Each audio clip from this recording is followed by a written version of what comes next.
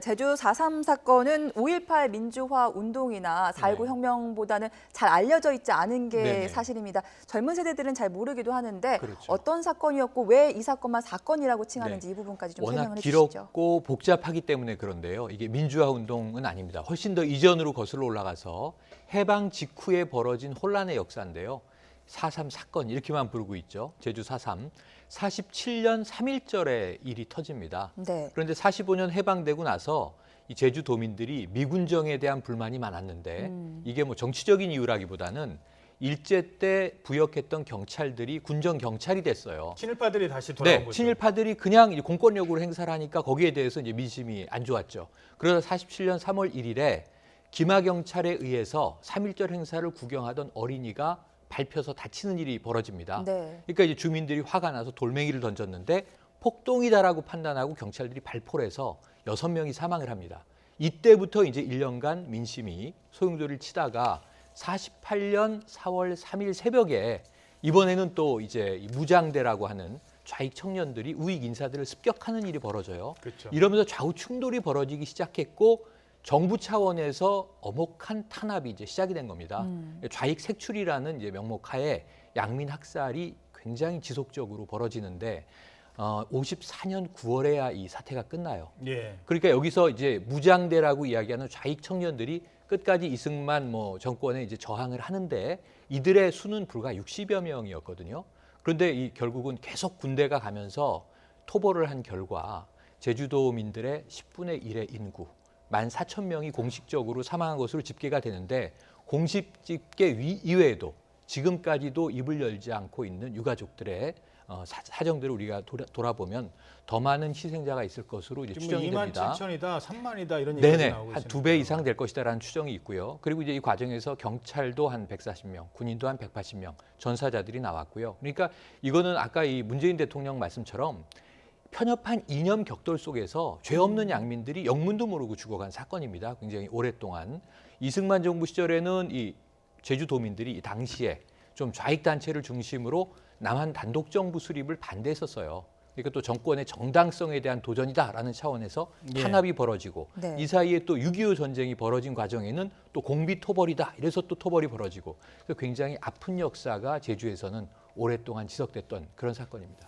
자, 그래서 그 당시만 하더라도 뭐 가족 중에 한 사람만 없어도 어디 갔냐 답을 잘 못하면 한라산에 마치 빨치산 항쟁하듯이 올라가서 숨어 있는 거다라고 하면서 가족들까지 다 학살을 합니다. 그 일을 겪었던 당시 11살 소녀가 있었죠. 네, 국가의 제대로 된 사과와 보상도 받지 못했는데요.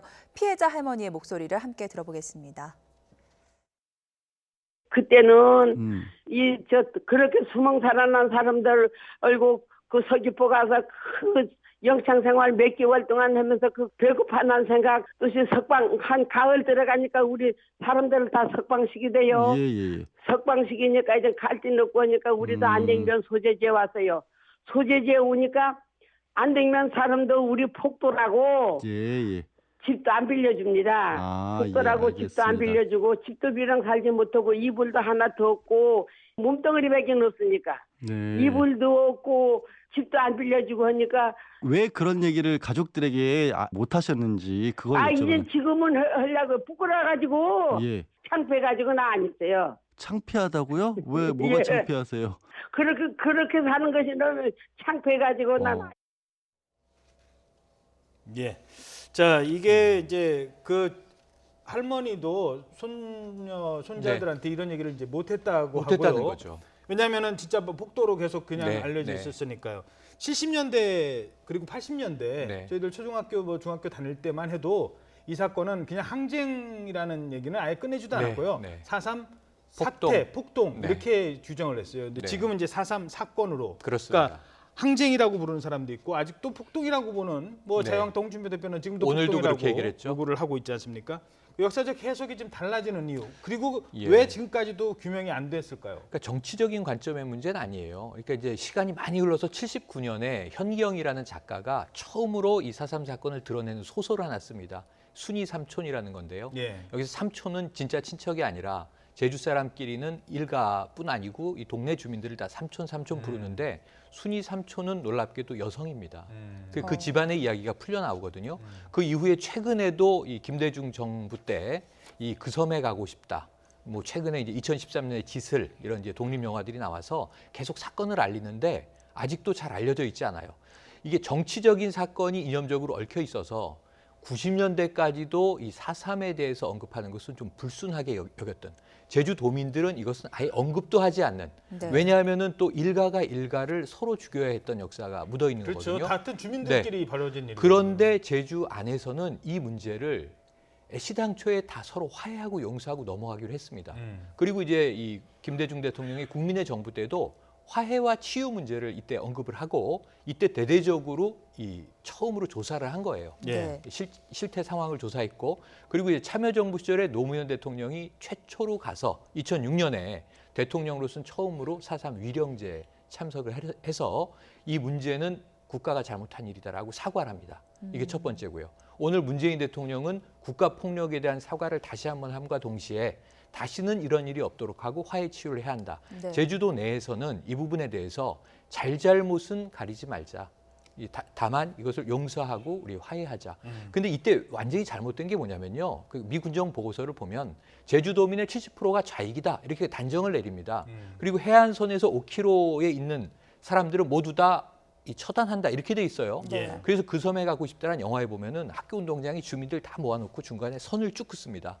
좌익은 왼쪽, 아이고. 우익은 오른쪽. 그래놓고 사살을 하게 되는데 아이들은 못 모르고 운동회 하는 줄 알고 뛰어놀다가 총 맞고 이런 장면이 나오거든요. 네. 그러니까 이게 좀 이 당시에 제주도민들이 받아들이기에는 정치색이 투철한 사람은 몇이나 됐다고 그러니까 전체 도민들을 색깔로 분류했던 네. 아주 나쁜 사건이죠. 가장 안타까운 부분이 그 좌익이 뭔지 우익이 뭔지도 모르는 일반 제주 도민들이 이념 갈등의 희생양이 됐다는 거 아니겠습니까? 그 사실은 그 당시에 이제 8.15 광복 이후에 우리나라 정부 수립도 6.25 이후까지 그때까지 있었던 한 10년의 일정 혼란기 아니겠어요? 그때 있었던 아픈 역사겠죠. 그러니까 모든 사람들의 이념의 잣대로 이제 갈라서 하는 그런 부분들. 그렇기 때문에 굉장히 좀 불쌍한 또 제주 도민들이 많이 희생이 되는 가슴 아픈 역사고 다만 아직 4.3 사건에 대해서 완벽하게 이제 정리가 된 것 같지는 않아요. 그러니까 두 단계로 나눠서 이 진압 과정에서 정말 뭐 아무것도 모르고 이념이 뭔지도 모르고 뭐 좌익이 뭔지 우익이 뭔지 모르는 제주도민들이 정말 불쌍한 양민들이 희생된 것 그것에 대해서는 뭐